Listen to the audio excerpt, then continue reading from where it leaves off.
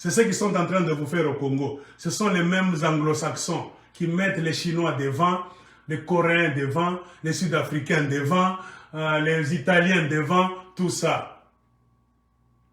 Pour vous qui travaillez, même si vous voyez dans votre mine, vous avez travaillé dans 10 ans avec 3, 4, 5 compagnies différentes. Ce ne sont que des noms qu'on change après avoir volé pour brouiller les pistes, effacer les traces. Ils signent, ils déposent le bilan, qu'on appelle en anglais bankruptcy.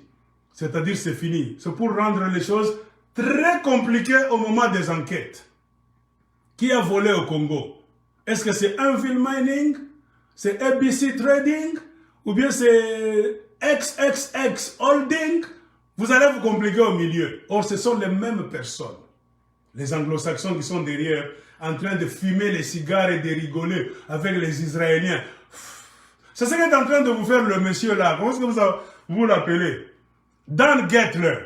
Ah, ce monsieur-là, s'il y a un homme qui a beaucoup gagné, Dan Gettler, on peut le compter. Et qui est Dan Gettler?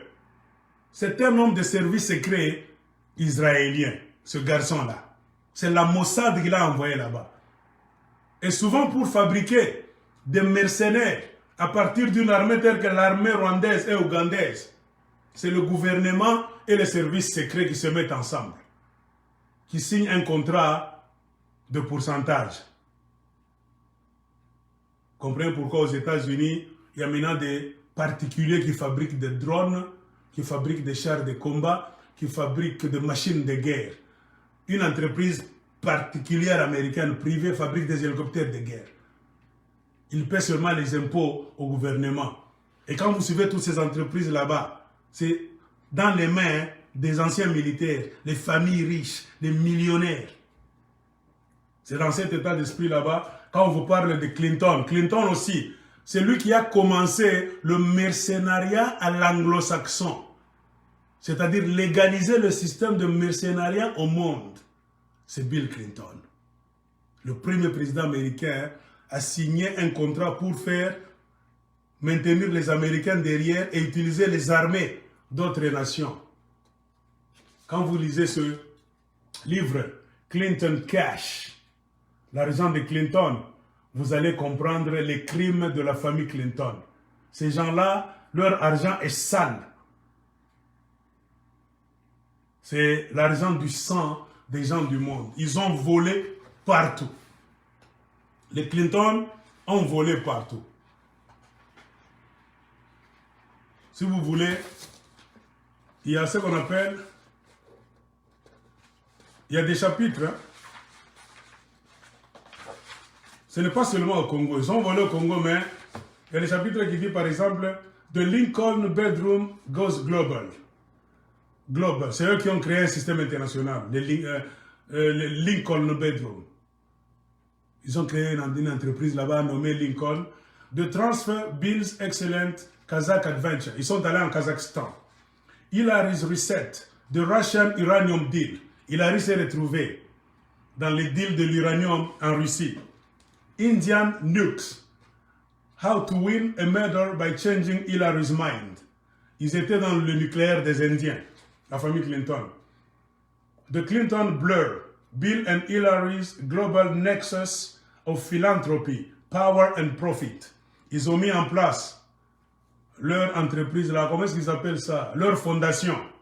On te dit, c'est une vraie toile d'araignée là-bas, avec trop d'intérêt, sous forme de philanthropie, disant qu'ils sont en train d'aider les gens à soigner le cancer au Rwanda, le sida en Zambie, en Afrique du Sud, mais derrière ça, il y a le pouvoir et des profits énormes.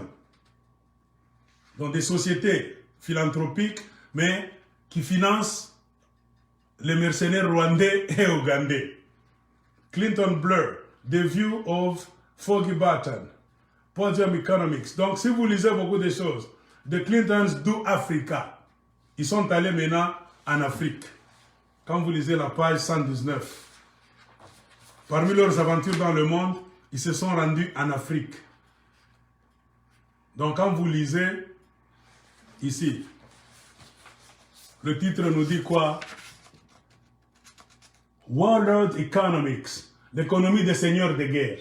Ce sont les Clinton qui ont mis en place la fabrication des seigneurs de guerre. Les Bosco Ntaganda, les Makenga, même celui, les Makanika, tout ça, c'est fabriqué par les Occidentaux là chez vous. C'est eux qui les fabriquent. Quand vous voyez Makanika fait des bruits, allez derrière, il y a une puissance américaine. L'histoire de Bosco Ntaganda est ici. Même Mutombo Dikembe a été leur garçon de course. Donc, Mutombo Dikembe aussi faisait des navettes pour prendre des choses dans la zone là où il y a la guerre, en passant, faisant escale par la Zambie, parfois l'Ouganda, les amener aux États-Unis, avec des jets affrétés pour lui déjà. Il vous impressionne quand il arrive au Congo. Ah, vrai basketteur, et tout ça.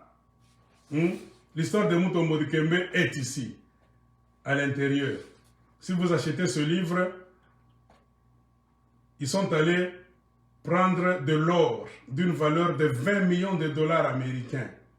Mutombo Dikembe. Qui devait leur donner de l'or, c'était Bosco Ntaganda.